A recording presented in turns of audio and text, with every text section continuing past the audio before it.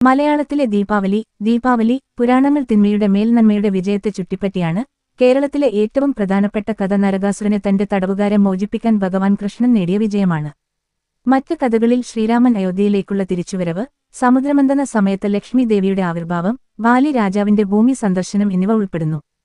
1, 2, 3, 4, 5 ദീപാവലിയുമായി ബന്ധപ്പെട്ട പ്രധാന പുരാണ കഥകൾ. നരകാസുരവധം കേരളത്തിലെ ഏറ്റവും പ്രധാനപ്പെട്ട ഇതിഹാസം ശ്രീകൃഷ്ണൻ തന്റെ ഭാര്യ സത്യഭാമയോടൊപ്പം അസുര രാജാവായ നരകാസുരനെ വധിച്ചതാണ്. നരകാസുരൻ കുഴപ്പങ്ങൾ സൃഷ്ടിച്ചു, 16,000 സ്ത്രീകളെ തടവിലാക്കി, ദേവമാതാവിനെ പിടികൂടി. അദ്ദേഹത്തിന്റെ മരണം ലോകത്തിന് വെളിച്ചവും സ്വാതന്ത്ര്യവും കൊണ്ടുവന്നു, വിളക്കുകളാൽ ആഘോഷിക്കപ്പെട്ടു. ശ്രീരാമപട്ടാഭിഷേകം രാവണനെ പരാജയപ്പെടുത്തി 14 വർഷത്തെ വനവാസത്തിനു ശേഷം ശ്രീരാമനും സീതയും ലക്ഷ്മണനും അയോധ്യയിലേക്ക് മടങ്ങിയെത്തിയതിന് അടയാളമാണിത്. ഇരുണ്ട അമാവാസ്യ രാത്രിയിൽ അയോധ്യയിലെ ജനങ്ങൾ വിളക്കുകൾ കത്തിച്ച വഴിയിൽ വെളിച്ചം വിതറി, അത് തിരിച്ചുവരവിന്റെ ഉത്സവമായി അടയാളപ്പെടുത്തി.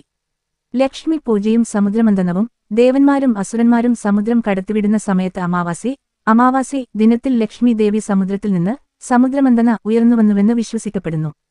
ഐശ്വര്യത്തിനും സമ്പത്തിനും വേണ്ടി അവളെ ആരാധിക്കുന്നു. ബലിപ്രതിപദ മഹാബലിയെ ആദരിക്കുന്നതിനായി ആഘോഷിക്കുന്നു. മഹാബലിയെ വാമനനായി തന്റെ പ്രജകളെ കാണാൻ പാതാളത്തിൽ നിന്ന് ഭൂമിയിലേക്ക് മടങ്ങാൻ ഭഗവാൻ വിഷ്ണു അനുവദിച്ചത് ഈ ദിവസമാണെന്ന് വിശ്വസിക്കപ്പെടുന്നു. കേരളത്തിൽ ദീപാവലി നരകാസുരനെ കൃഷ്ണൻ വിജയിച്ചതിന്റെ ഓർമ്മക്കായാണ് കേരളത്തിൽ ദീപാവലി ആഘോഷിക്കുന്നത്. അതിരാവിലെ എണ്ണ തേച്ച് കുളിക്കുക, പുതുവസ്ത്രം ധരിക്കുക, പടക്കം പൊട്ടിക്കുക, ഇരുണ്ട അസുരഭരണത്തിന്റെ അവസാനത്തെ പ്രതീകപ്പെടുത്തുക എന്നിവയാണ് ദീപാവലിയുടെ പ്രധാന ആഘോഷങ്ങൾ.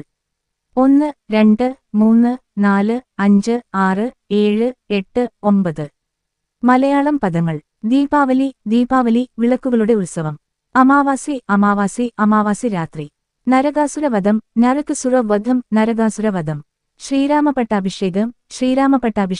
ശ്രീരാമപട്ടാഭിഷേകം. 1 പുലർച്ചെ 4 മണി കഴിഞ്ഞ് 39 മിനിറ്റ്. നരകാസുരനെ. YouTube kids 1 Malayalam.